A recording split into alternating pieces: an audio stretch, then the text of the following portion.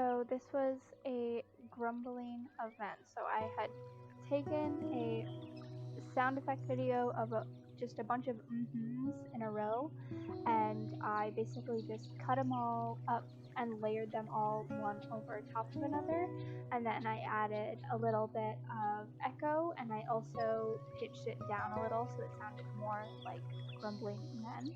And then for the slapping, it was mostly just adding a little bit of reverb, pitching it the way that I wanted it to sound, and playing with the bass and the treble a little. Most of it was just like things like the head breaking, the boots. Like I had really just recorded that the way that I wanted to. Like I made my mom get coconuts so that I could smash them into the ground so it would sound like a head cracking on the ground, so that I would be able to limit the editing time a little later. Because for me it's easier to make it sound realistic and add it and spend more time doing that than it is to edit and layer. Okay, so here is the little song that I had made to put in. So most of the sounds are just from some files. These are ones that Sam Huggins had told me to download. So shout out to him. He was a great help with all this, and he told me like how to get it into FL Studio and everything. So he was great for all of that. We used a couple of different sounds here. They had a kind of a eerie melody loop, so I used that, and then this weird like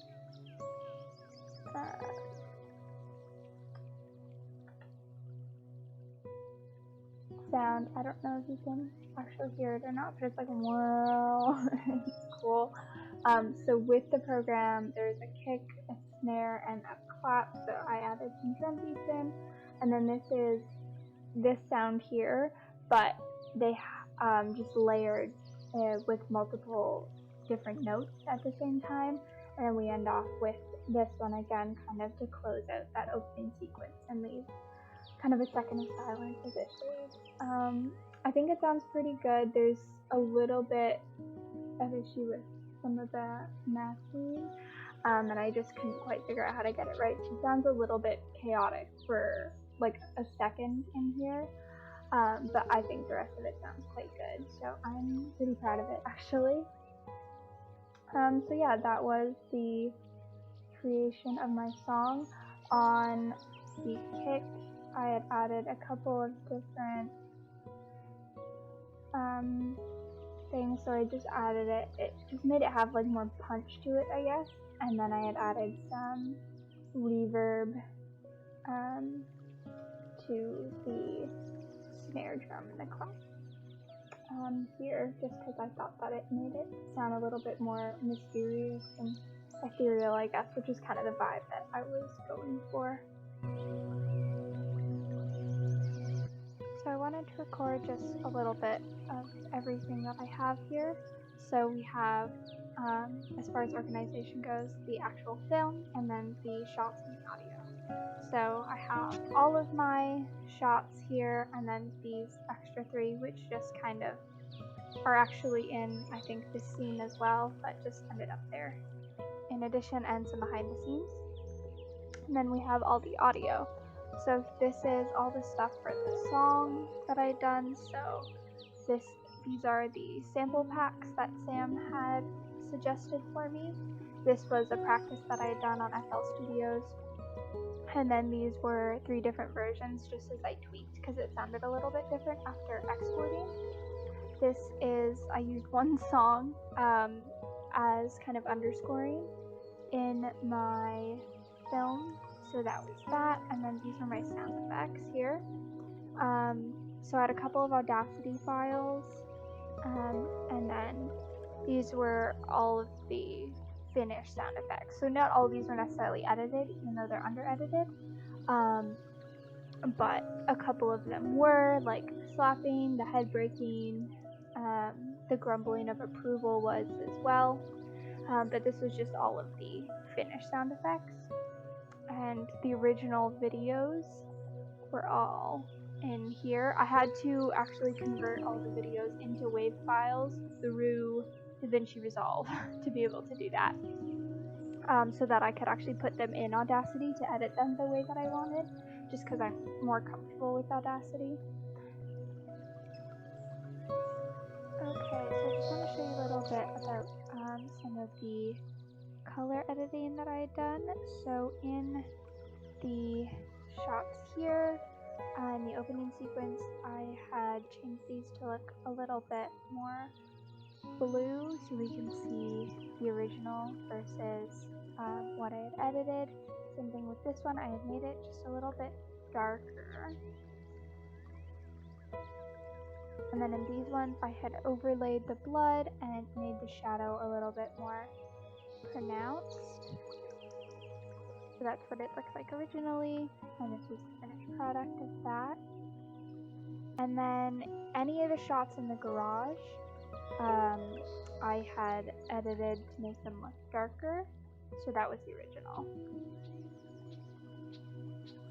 And all of these shots here I blurred because she's very disoriented at this point. And all of the scenes in the flashback I had tried to make a little bit more of a yellowy orange so that you can see that she's having a flashback. So this is the original, and that.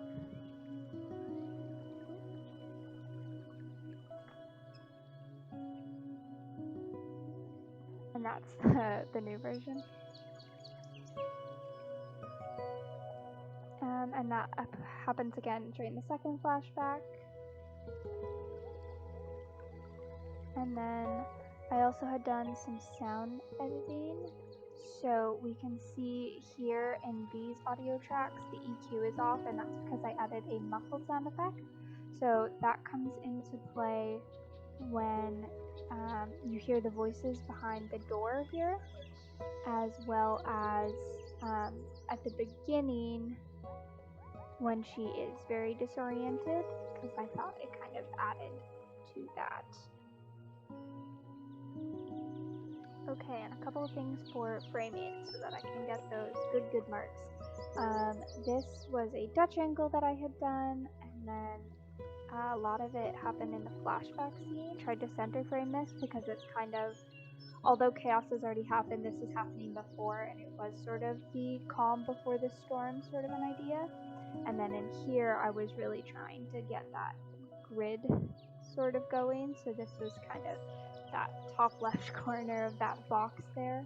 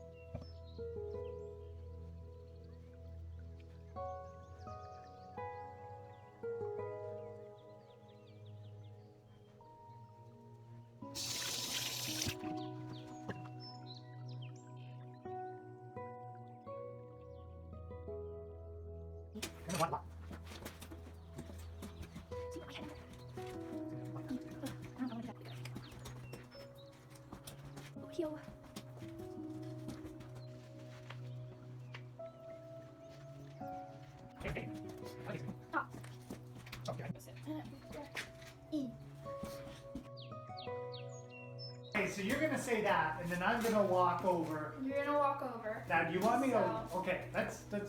Walk it through. Okay, so Okay. I'm telling you I didn't take anything. Please just let me go. And then you'll walk around. And then say this one. Yeah, and so Okay. you can say that one as you're walking. Okay. Okay, got it.